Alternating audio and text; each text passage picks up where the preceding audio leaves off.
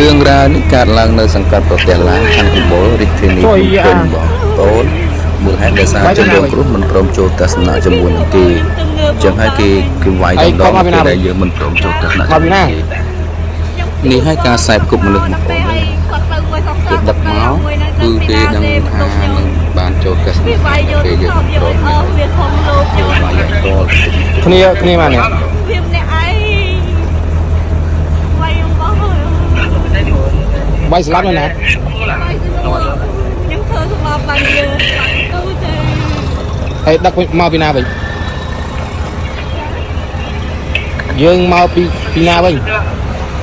ញុំធ្វើការនៅព្រៃវែងព្រៃវែងព្រៃសយើងនេះ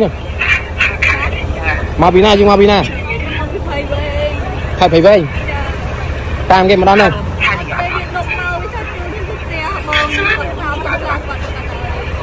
ខ្ញុំធ្វើសម្រាប់ទៅបានជួយខ្លួនឥឡូវគាត់ទៅណាវិញបើឯងដាក់ខ្ញុំណាខ្ញុំដាក់ទៅឥឡូវឡើងក្រោយនេះឡើងជិះក្រោយឲ្យឡើងជិះក្រោយប្រពន្ធនៅក្រោយនៅក្នុងជួយឲ្យវាយឡាបាក់ធ្វើយកឲ្យវាយ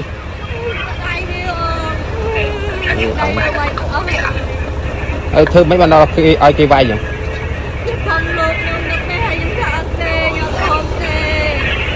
ខ្ញុំទៅសាច់លុយថាខ្ញុំលាក់ចេញដោះគោយតូចហើយយូរណាហើយមិននឹងបង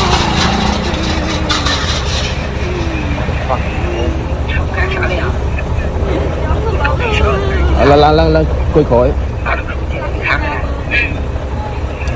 ឈរក្រោយខ្ញុំដឹកទៅឡៃភ្លឺ